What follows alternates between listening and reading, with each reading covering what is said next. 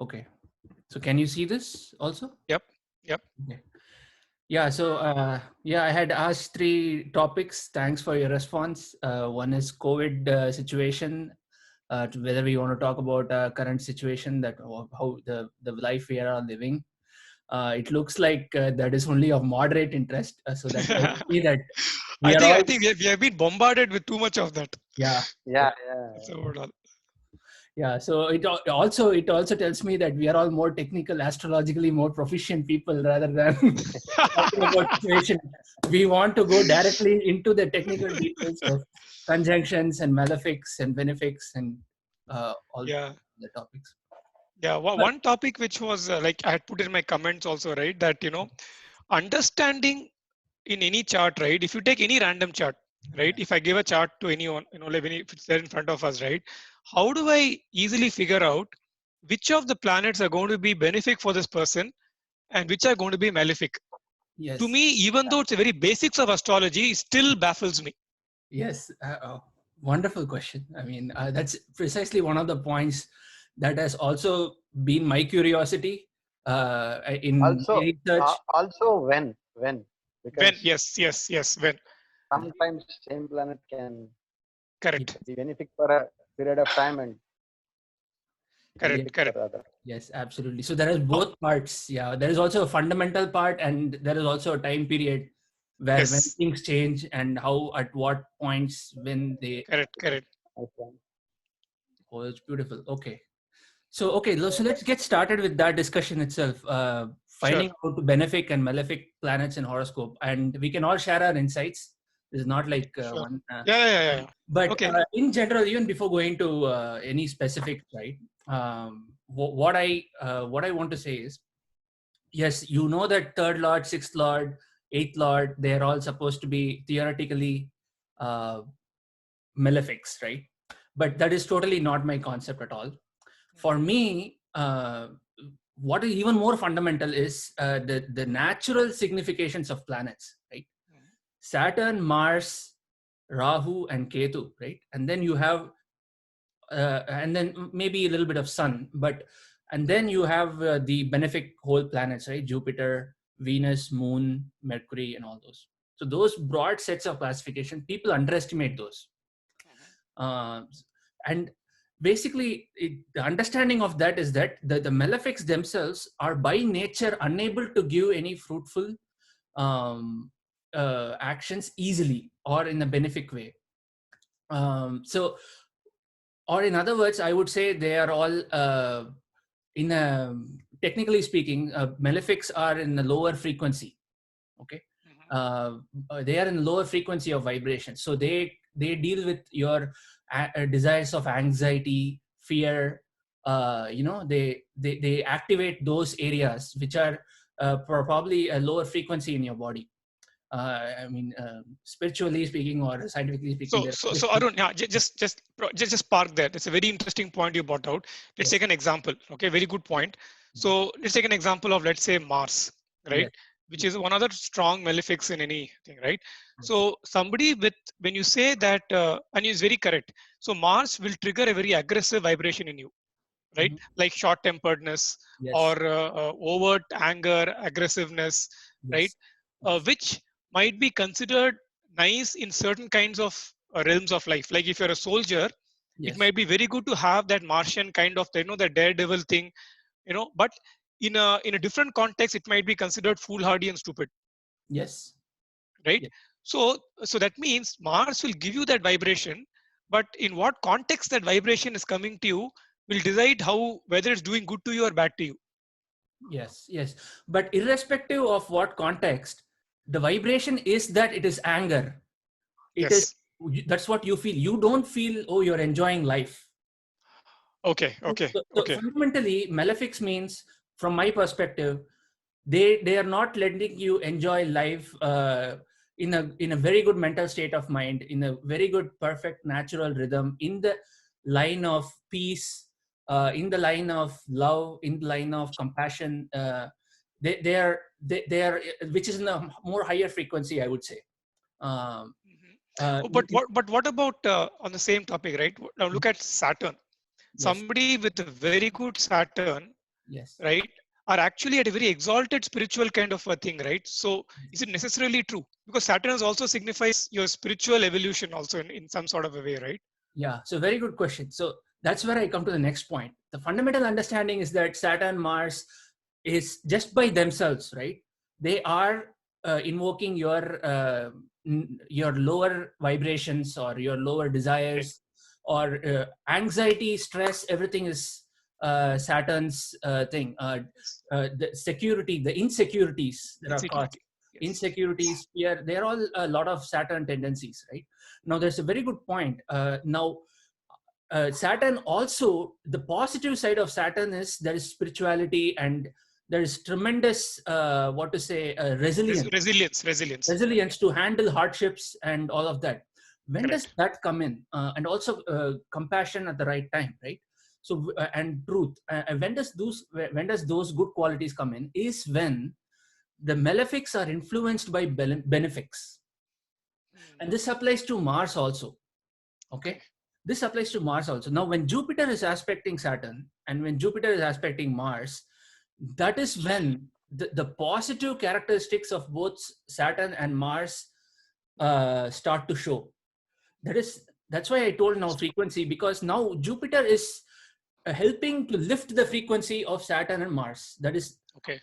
so this just the frequency is the term I use to better explain it, so that it lifts and brings them up to a better position. So now they can operate in a good space of peace or in a good mental state.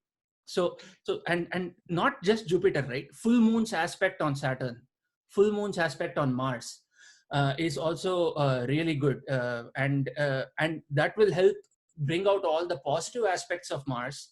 Like a surgeon is, so a Mars which is very badly afflicted in the chart would make one a killer or someone who kills people. But at the same time, if it is very beneficially influenced by Mars, it makes him a surgeon. Yeah, good point. The knife can be used for cutting or for. Yes. Yeah, I got it. Yeah. So that is my perspective on this, and I found this to be true in all my whatever research I did. Superb. How does it apply to Rahu and Ketu? It again applies to Rahu and Ketu. So again, if Rahu comes in contact with Saturn, it is a very not a great. Yes. But again, you have to see whether they are moving away or coming together and all those things.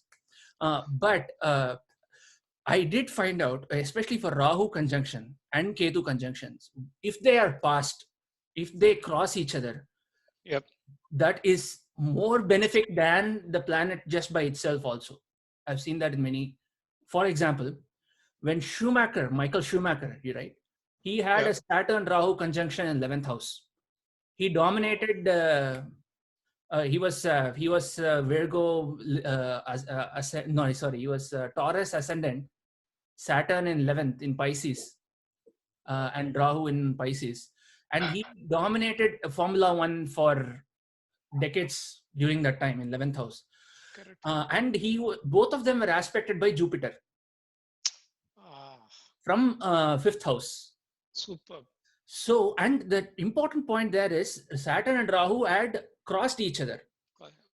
Okay.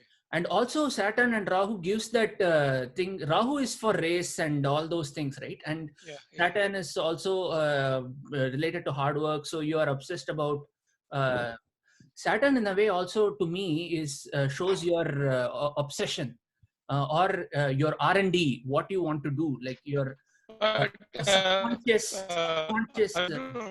Yeah. So you're breaking, I think.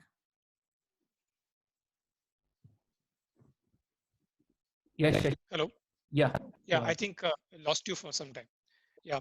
But you said 11th house. Now, 11th house is a strong Upachaya house. Yes. So is it because two malefics, both in Upachaya house, became very, very positive for him? Yes. Can that be the explanation? That is the primary explanation. Because that is definitely the main reason why he was successful, right? But I'm saying since Rahu was there, it amplified it. Okay. Yes, it amplified it more than just if Saturn would have been there. And so in another way, that conjunction was turned out to be positive because it was in 11th house. If that same conjunction was in 5th house, it wouldn't have happened. Got it. Got it. Got it. Yeah, and now now come to the third point. We come to the third point. Malefics will behave malefically, and if it is in a good positive house, like they will cause more disturbance in a positive house. Okay. Okay. Okay. Okay. Like 1st, 5th, 9th, and all those, because we Right. can now think as positive and negative gives something negative. Uh, Bring that formula into mind. And if anything negative and negative, it turns positive. So you can Yeah, apply got that it. that kind of a rule. So That means the owner of in any horoscope, yeah. the owner of a third house or a sixth or eighth are basically your functional malefics, right? Generally. Yes, but I would be very careful with using that term Uh-huh. because I don't. The ownership has to do with what kind of a planet owns it. We cannot generalize for everything. When it comes to ownership, it's a completely different scenario where you have to take into account what planet is owning it. If Jupiter owns 3rd and 6th, it's different from Saturn owning 3rd and 6th. Okay. So there is something. It's a naturally a planet which is a benefic, right? So that's okay. Let us look at the parameters, right? So if you look at a